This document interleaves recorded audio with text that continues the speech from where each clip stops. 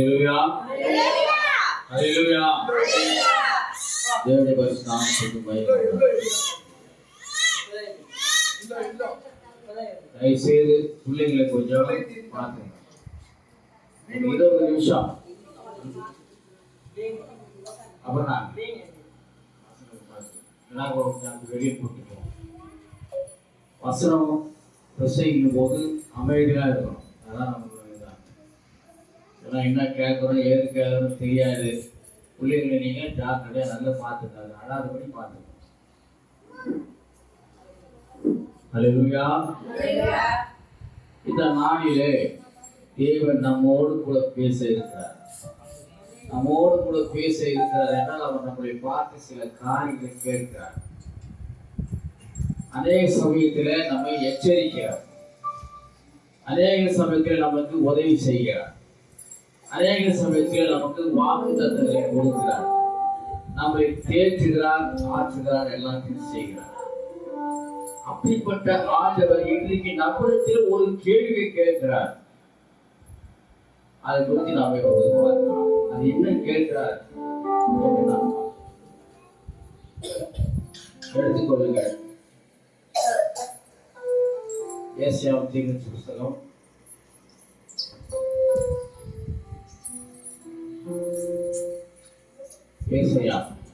29ஆம் அதிகாரம் 13வது வசனம்.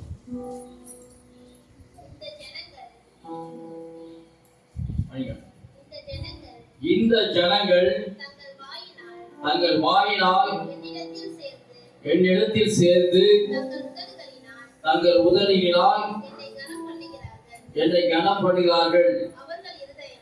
அவர்களுடைய இருதயமோ எனக்கு தூரமாய் விலகி இருக்கிறது. அவர்கள் எனக்கு பயப்படுகிற பயம் மனுஷனாலே போதிக்கப்பட்ட கற்பனையாயிருக்கிறது. அல்லேலூயா. வசனம் நல்லா புரிஞ்சுக்கிறீங்களா? வசனத்தை எத்தனை பேருக்கு புரிந்திருக்கிறது? அவர் சொல்லுகிறார், இந்த ஜனங்கள் யாரு? நம்மளை பார்த்து சொல்றார். ரொம்ப மருதாம சொல்ற, ரொம்ப மன வேதனையோடு சொல்ற. இந்த ஜனங்கள் தங்கள் வாயினால் இடத்தில் சேர்ந்து, அதோட அர்த்தம் உங்களுக்கு தெரியுதா என்னன்னு? ஹலோ, வசனத்தை கவனிங்க, பேசக்கூடாது. இந்த ஜனங்கள் தங்கள் வாயினால் என்னிடத்தில் அப்படி சொல்றாரு. அப்படின்னா என்ன அர்த்தம்னா, வார வாரம் நம்ம ஆண்டவரை ஸ்தோத்திரிக்கிறோம், ஆராதிக்கிறோம், மகிமை செலுத்துகிறோம், பாடல் பாடி ஆண்டவரை நம்ம துதிக்கிறோம். ஆனால் அவர் சொல்கிறார், செய்யறார் ரைட்டு என்று சேர்ந்து தங்கள் உதவியால் என்னை கனம் பண்ணுகிறார்கள். நம்ம அவரை கனம் பண்றோம், அவருக்கு நம்ம மதிப்பு கொடுக்கிறோம். ஜெபிக்கும் போது கண்களை மூடுகிறோம், கைகளை கூப்பிடுகிறோம், எழுதுகிறோம், உட்காரனா உட்கார எல்லாம் செய்யறோம், எல்லாம் கனம் பண்றோம். சரி, அது போதும். அவர்கள் இருதயமோ, எல்லாரும் சொல்லுங்க பாப்பா, அவர்கள் இருதயம். எல்லாரும் வாயை திறந்து சொல்லுங்க, நல்லா சொல்லுங்க. அவர் எதை கேட்கிறார்? எதை கேட்கிறார்? இங்க எதை வைத்து அவர் பேசுகிறார்? இருதயமோ, அதன் அர்த்தம் என்ன? அந்த பாழா போன அந்த இருதயத்தை நோக்கி பாக்குற என்ன சொல்றாரு? எனக்கு தூரமாய் விலகி இருக்கிறது. அப்போ சும்மா ஒப்புதான் நீங்க வரீங்க, ஒப்புதான் ஜெபம் பண்றீங்க, ஒப்புதான் ஆண்டவர் பாருங்க, துதிக்கிறீங்க. இதெல்லாம் வேஸ்ட். நான் சொல்றேன்,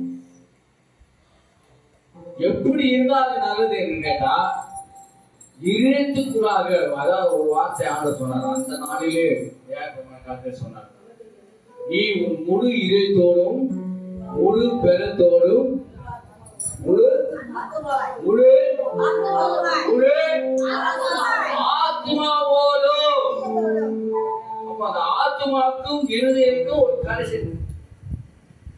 ஆத்மாவுக்கும் ஒரு இதயத்துக்கும் ஒரு கனெக்ஷன் இருக்குது.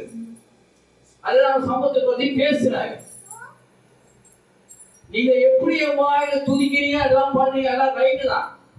ஆனா அந்த இருதயத்தில அழுக்க வைத்துக் கொண்டு, அசுத்த வைத்துக் கொண்டு, அசுத்தமான எண்ணங்கள், கேவலமான எண்ணங்கள் எல்லாத்தையும் வைத்துக் கொண்டு நீங்கள் என்னை வாயிலான என்னை துதிக்கிறீர்கள். ஒரு காரியம். இது ஆண்டவரை ஏமாற்றுகிற வேலை. அவர் என்ன சொல்றாரு? ஒரு இதயத்தோடு கூட என்னை தொழுகிறேன். நம்ம ஆலயத்துக்கு வரும்போது எப்படி வர வேண்டும்? ஒரு இதயத்தோடு, ஒரு மனசோடு கூட இருக்கணும். முழு மாநில அரபோயில கால்வாசம் முழு இதயத்தோடு எல்லாரும் சொல்லுங்க. முழு இதயத்தோடு என் தேவனை துதிப்பேன், என் தேவனை ஆராதிப்பேன்.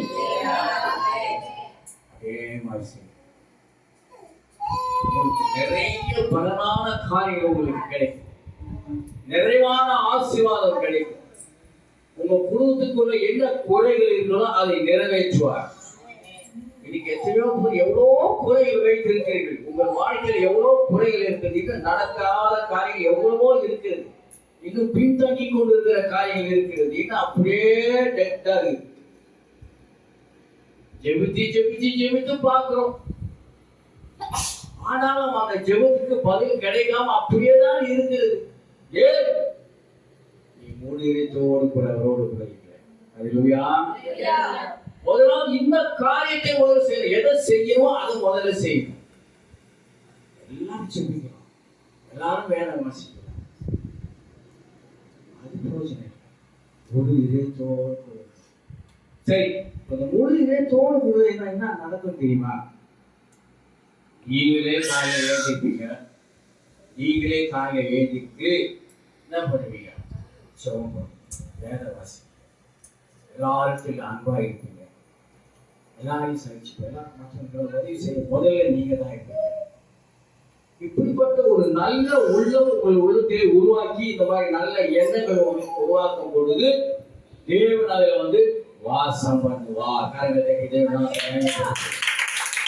முழு இதயத்தோடு கூட நீங்க இருந்தீங்கன்னா, உங்க எண்ணங்கள் எல்லாம் பரிசுத்தமா இருந்துச்சுன்னா, உங்க எண்ணங்கள் ஒரு தீட்டும் அழகாதபடி இருந்தீங்கன்னா, கர்த்தர் உங்களுக்குள்ள வாசம் பண்ணுவார்.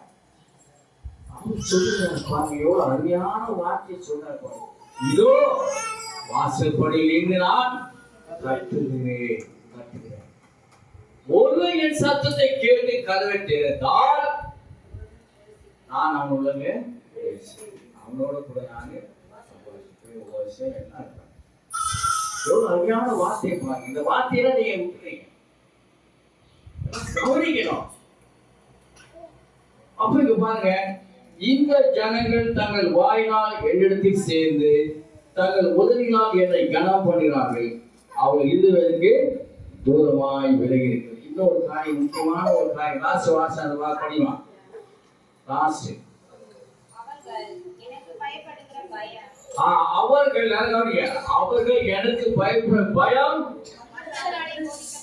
மனுஷனாலே போதிக்கப்பட்டிருக்கிறது. சொல்றாங்க அதுதான் கேட்கணும், அதுதான் இருப்பான். அதெல்லாம் நம்ம செயல்பட்டு வராது, நினைக்க. நாம் செய்ய வேண்டியது என்ன? முழு இதயத்தோடு கூட அவரோடு போடுறாங்க. முழு இதயத்தோடு, முழு பலத்தோடு, முழு ஆத்மாவோடு கூட இருக்கிறோம். அப்படி இருந்தாதான் குடும்பம் ஆசீர்வதிக்கப்படும், பிள்ளைகள் ஆசீர்வதிக்கப்படும், நிலைமைகள் ஆசீர்வதிக்கப்படும். நீ என்ன கேட்கிற அது எல்லாவற்றையும் கொடுப்பார். அது தேவையான வேலையை கொடுப்பார். நீ 5000 கேட்டா 10,000 கொடுப்பார், நிச்சயம் கொடுப்பாரு. அவர் பெரிய கேஷியர், ரிசர்வ் வங்கி அவருக்கு தான் இருக்குது. எத்தனை கோடி கேட்டாலும் கொடுப்பார், நிச்சயம் கொடுப்பார். மூலத்துக்கு தேவையானதையும் கொடுப்பார். நீங்க எதெல்லாம் கேட்கலாம் கொடுப்பாருங்க. எப்படி? முழுதோடு கூறியிருந்தார், முழுதோடு கூறியிருந்தார், முழு ஆத்மோடு. இது நமக்கு கொஞ்சம் கஷ்டமான காரியம் தான். உலகத்தில் வசிக்கிறோம், அக்கம் பக்கத்தில் வசிக்கிறோம், போகிறோம் வருகிறோம், வேலை பார்த்து எல்லாம் செய்கிறோம். சில சமயங்கள் சில பொய்கள் சொல்லலாம், சில பேர் திட்டலாம், சில பேர் கோவப்படலாம், சில பேர் இப்படிலாம் இருக்கலாம். ஏன்னா உலகத்தில் இருந்தாலே இந்த காரியம் நமக்கு கூடவே அவன் ஜென்ம சுவாபம் அந்த மாதிரி. இயேசு கிறிஸ்துவை போல் நம்ம மாறலாம், நம்ம அதுக்கு இடம் கொடுக்கறது எல்லாவற்றுக்கும் என்ன பண்றோம், வாங்கி என்ன சொல்லுவாங்க, அது ஒரு பொய் சொல்லுது. நேர்மையா நடக்க விட்டுருக்கோம். இயேசு கிறிஸ்துவை போல நடக்கணும் நம்ம முயற்சி பண்ணணும். அந்த மாதிரி நடக்கணும்னா அந்த மாதிரி எண்ணத்தை வைக்க நடக்கும். அவரை போல அன்பா இருக்கணும், அன்பா பேசணும். எல்லாருக்கும் ஏழைகளுக்கெல்லாம் அவர் உதவி செய்யறாரு, ஆகாரம்லாம் கொடுக்குறாரு, எல்லாம் பண்றாரு. அதே போல நம்மளும் பாவம். அதான் இயேசுவை போல் நடக்கிற காரியம். அல்லேலூயா, அல்லேலூயா, அல்லேலூயா. நீங்க ஆண்டவர் பயப்படுற பயம் மனுஷராக. இப்ப நம்ம போதிக்கிறோம் போது இவர் பேசுறாரு, அதனால இதுக்காக நம்ம கொஞ்சம் பயந்து ஆண்டு அப்படின்னு நினைக்கிறேன். நீங்களாவே உங்கள் இழுத்துள்ள அந்த எண்ணங்கள் உருவாக வேண்டும். புரிஞ்சுக்கணும். அதோ எல்லாருக்கும் புரிஞ்சுதான். உள்ளத்துல நீங்கள் எண்ணத்தை நீங்கள் உருவாக்கி வைத்துக் கொள்ள வேண்டும். எப்படி? ஆண்டவருக்கு நம்ம பயந்து ஜீவிக்க வேண்டும். கர்த்தருக்கு பயப்படுதல் ஞானத்தின் ஆரம்பம். கர்த்தருக்கு பயந்தா ஆயுஷ் நாட்கள் கரெக்டா சொல்றீங்க, ஆனா பயப்பட மாட்டீங்க. ஆண்டவருக்கு பயந்து எவ்வளவு வருத்தமா சொல்றாரு பாருங்க. பிதாவானவர் அந்த ஏசியா தீர்க்கதரிசிகள் மூலமாக அவர் சொல்லுகிற காரியத்தை பாருங்க. இந்த ஜனங்கள் தங்கள் வாயினால் எழுதி சேர்ந்து தங்கள் உதவிகளால் என்னை கனம் பண்ணுகிறார்கள், அவங்களுக்கு இருதயமோ எனக்கு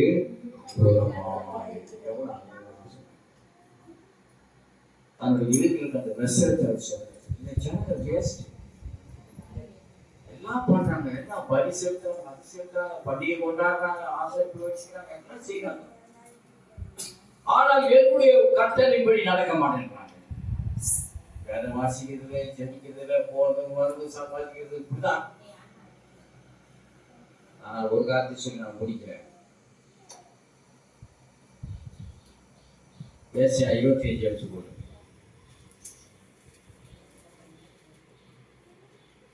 அதுல ஒரு காரியம் நல்லா அருமையா சொல்றது. எப்படின்னா, இந்த முழு இதயத்தோடு கூட அவர்கள் நிலைச்சி நிற்கும் போது ஆண்டவர் உங்களுக்கு எப்படிப்பட்டவராக இருப்பார் என்பதை குறித்து நீங்க கவனிங்க. ஹலோ, நல்ல கவனிங்க. எப்படி உங்களுக்கு இருப்பார், எப்படிப்பட்டவராக இருப்பார் பாருங்க. ஏசாயா 25வது அதிகாரம் 4வது வசனம்.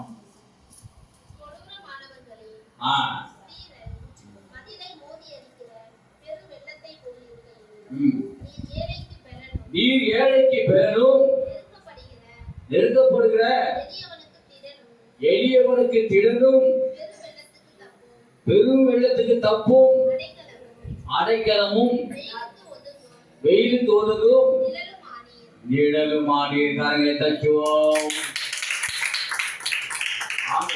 ஒரு அழகான சொல்றாங்க. என்னை முழுவதோடு கூட நீ சேவித்தால் உனக்கு நான் இந்த மாதிரி ஒரு பாதுகாப்பை நான் கொடுப்பேன்.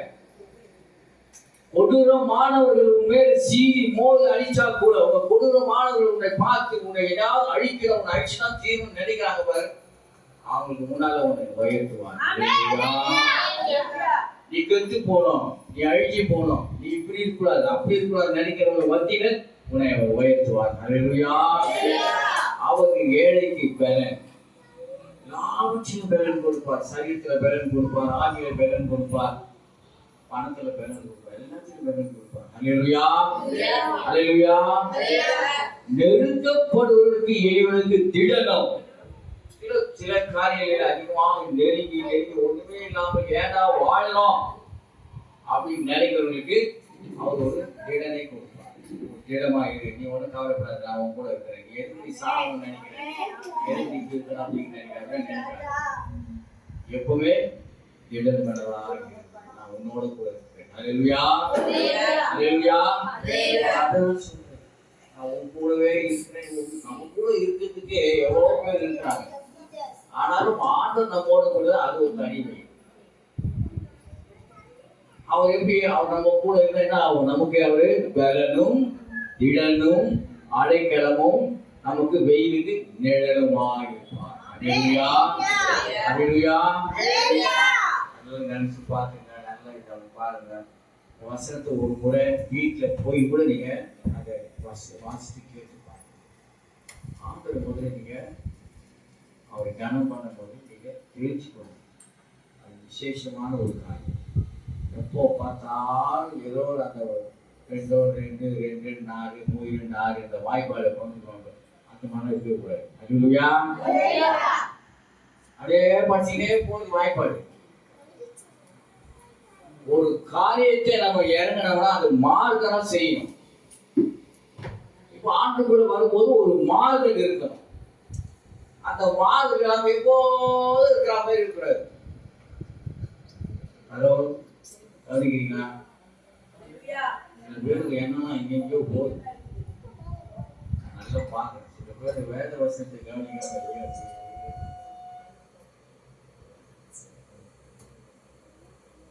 நான் உன்னோடு கூட இருக்கிறேன், நான் உனக்கு ஜெபப்படலாம். அல்லேலூயா அல்லேலூயா. இந்த காரியத்தை பற்றி நீ கவலைப்படாத. கர்த்தர் வீட்டை கட்டாராக கட்டுவது பிரயாசிக்கிறார். கட்டுறது யாரு? கட்டுறது யாரு? கட்டுகிறவர் யார்? கர்த்தர் தான் கட்டுவார். என்னதான் முயற்சி செஞ்சாலும் அது பெயர் தான். கர்த்தருக்கு நீ விசுவாசமா இருந்தா கர்த்தர் அதை கட்டியே தீர்வார். அல்லேலூயா அல்லேலூயா. வசனம் எவ்வளவு தெளிவா சொல்லுங்க. நம்ம தான் புரிஞ்சுக்கணும். நமக்கு மண்டையில ஒண்ணுமே ஏறும். மற்றதெல்லாம் ஏறும், எல்லாம் மற்றதெல்லாம் ஏறும். ஆனா வசனத்துக்குள்ள வரும்போது மண்டையில ஏற அது அனாவசியம். இந்த காதல் வாங்கி அதுதான் ஆண்டவர் சொல்றாரு. ஒரு வசனம் ஒரு காரியத்தை சொல்றாரு பாருங்க. அது கேளுங்க.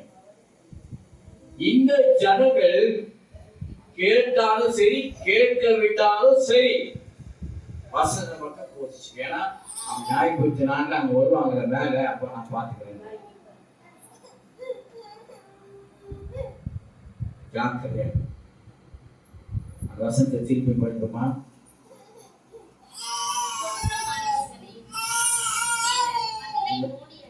இல்ல இதுமா இந்த ஜனங்கள்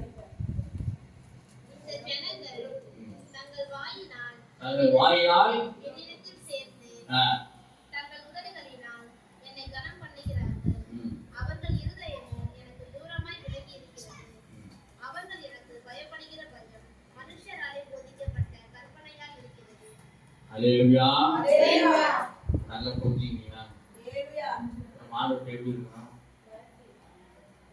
ஹலோ, ஆண்டவர்ட்ட எப்படி இருக்கிறோம்? இங்க எப்படி நடக்கிறோம்?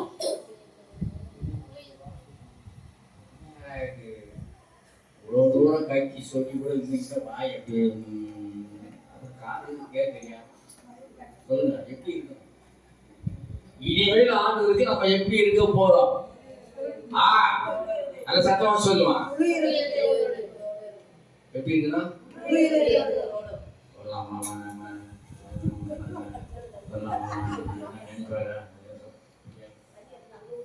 முழு இலக்குனாலே ஆண்டவர் விசுவாசிப்பே அந்த உணர்வு உங்களுக்குள்ள வந்து நம்ம சபை மக்கள் ஏன் தேவை இப்பதான் புரியுது. ஏன் நம்ம கொலை பண்ணாங்க? என்ன சொல்லிடுவாரோ, தப்பா சொல்லிடுவோமோ, தப்பானாலும் குரலை உயர்த்தி ஆளுநர் நீங்க சொல்லுங்க. கைகளை உயர்த்தி அனுப்பியா சொல்லுங்க.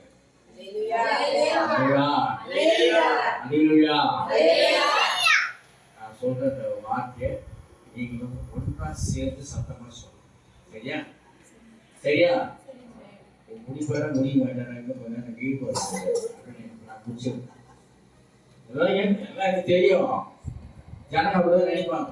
விஷம் பண்ணிக்கணும் விஷம் பண்ணாங்க. உங்களுக்கு வேலையெல்லாம் அப்படியே போட்டு வந்தீங்க, சாமான் அப்படியே போட்டு வந்தீங்கன்னா சீக்கிரம் முடிச்சு ஒருத்தர் கேட்டேன். சீக்கிரம் முடிச்சு வர்றது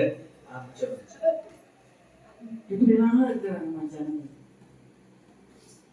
எல்லாம் கைக்குள்ள போயிட்டு கத்தருக்குன்னு போயிட்டுங்க. நான் சொல்றது போயிட்டு எல்லாரும் கையில போயிட்டு இனி வருகிற நாட்களிலே கத்தருக்கென்று வாழுவே, கத்தருக்கென்று வசிப்பே, ஜீவிப்பே. அவருடைய வார்த்தையை நான் ஏற்றுக்கொண்டு வருகிற நாட்கள் முழுவதும் அவருக்கே நான் வாழ்வேன், வேதம் வாசிப்பேன், ஜெபிப்பேன். கரெக்டா வைங்க. அவசிக்க கை நோட்டா கரெக்ட் நல்லா சரியா வைங்க. வேதத்தை வாசிப்பேன், ஜெபிப்பேன், உலகத்தோடு அவரை நேசிப்பேன். ஆமென். வார்த்தையை சொல்லிவிட்டீங்க, இது அதிகம் செஞ்சிட்டீங்க. ஆண்டவர் உங்களை பார்த்து கொண்டு இருக்கிறார். அதனால இனி வருகிற நாட்கள் மிகவும் ஜாக்கிரதையாக நடந்துக்கணும். நம்ம என்ன பண்ணோம்? முழு இதயத்தோடு கூட அதனால கர்த்தர் நம்மிடத்தில் பேசுகிற காரியத்தை நம்ம செவி கொடுத்து நம்ம கீழ்ப்படுத்தமானால் அவருக்கு நம்ம இடம் பெறனா இருப்பார், நம்மோட கூட இருப்பார். சக்சஸ் ஆகும். அதான் வேற ஒன்று நம்ம காரியங்கள் எத்தனை பெண்டிங்களை கருது தெரியுமா? அதெல்லாம் நிறைவேறும், எல்லாம் சக்சஸ் ஆகும். அல்லேலூயா. விசுவாசிகள் அல்லேலூயா சொல்லுவாங்க. நான் ஒரு நல்ல யோசனை பண்ணிக்கலாம். வசனத்தை அனாவசியமா கேட்காதீங்க, ஜாக்கிரதையா கேளுங்க. மனசுல ஏற்றி அதை வைத்துக் கொண்டு அது பின்னாலும் செயல்படுங்க. நீங்க கையை உயர்த்தி நீங்க ஜெபம் பண்ணது போல எல்லா காரியங்களும் அப்படி இருக்கணும். நீங்க செஞ்சு பாருங்க, உங்களுக்கு பக்கத்திலே உங்களுக்கு ஆண்டவர் உங்கள் குறையெல்லாம் நிறைவாக்கி கொண்டே வருவார். ஒன்னொன்னா எல்லாம் டீக் பண்ணிட்டே வந்துருவார், எல்லாத்தையும் நிறைவேற்றி தருவார். அவர் நம்ம ரொம்ப வருத்தமா சொல்றாரு. இந்த ஜனங்கள் இப்படிலாம் இருக்கிறாங்களே வருத்தப்படுறாரு. நம்ம அப்படி இருக்கக்கூடாது. பதிலாக நான் இனி முடிவெற்றோடு விசுவாசிக்கிறேன். ஒரு நிமிஷம் கண்களை மூடி தேவ சமத்தை நோக்கி பாருங்க. வேற எங்கேயும் பார்க்காதீங்க, நேரம் அங்க பாருங்க. பரலோகத்திற்கு தேவனை நோக்கி பாருங்க. அங்கே உட்கார்ந்து இயேசு கிறிஸ்துவை பாருங்க. அதை பாருங்க, ஒரு இமேஜினேஷன் பண்ணி பாருங்க. இமேஜின் பண்ணுங்க, பருவத்துல யார் இருக்கிறாங்க, தேவதூதர்கள் 24 மூப்பர்கள் எல்லாம் அப்படியே ஒரு வர்ணித்து ஒரு இமேஜின் பண்ணி பாருங்க. அப்படி சொல்லுங்க, நான் இனிமேல் முடிவத்தோடு உங்களை நேசிப்பேன், முடிவத்தோடு கூட உங்களை நான் நேசிப்பேன், ஓடு கீழ்ப்படி நடப்பேன், வசனத்தை படிப்பேன், ஜெபிப்பேன். அங்கே சொல்லுங்க, அவர் அங்கீகரித்துக் கொள்வார். அதை பிற்பாடு உங்களுக்கு அந்த நிமிஷத்திலிருந்து உங்களுக்கு ஆசீர்வாதம் தொடர்ந்து. அல்லேலூயா. அவர் ஜெபிப்போம். நிச்சயமாய் ஜீவித்துக் கொள்ளுகிற பரிசுத்தமுள்ள பிதாவே, உங்களுக்கு கொடாங்கொடி ஸ்தோத்திரம். இந்த நாளிலே நீர் எங்களோடு கூட நீ பேசி எங்கள் குறைகளை எல்லாம் சுட்டி காண்பிக்கிறார்.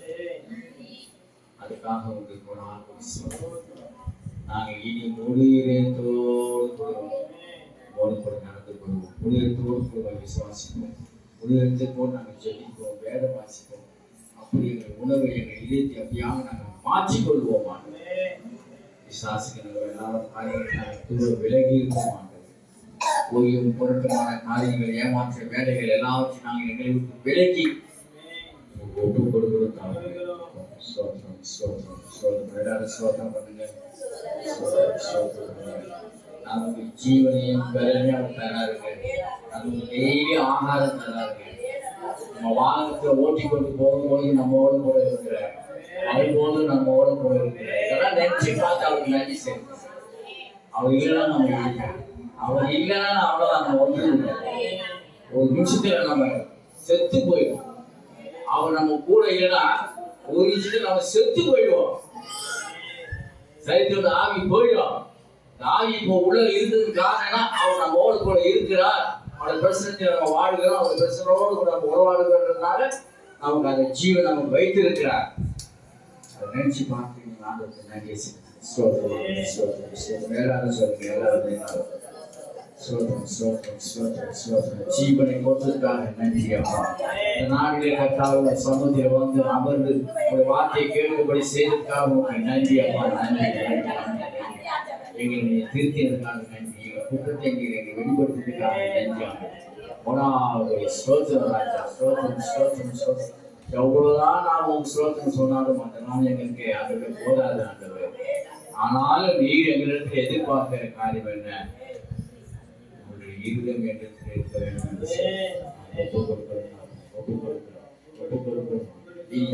நடக்க மாட்டோம்.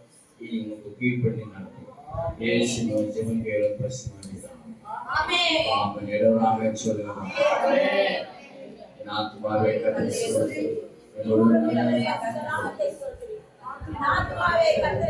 கர்த்தர் செய்த சகல உபகாரங்களையும் என்றும் மறவாதே. அல்லேலூயா அல்லேலூயா அல்லேலூயா. யாவருக்கும் ஸ்தோத்திரம்.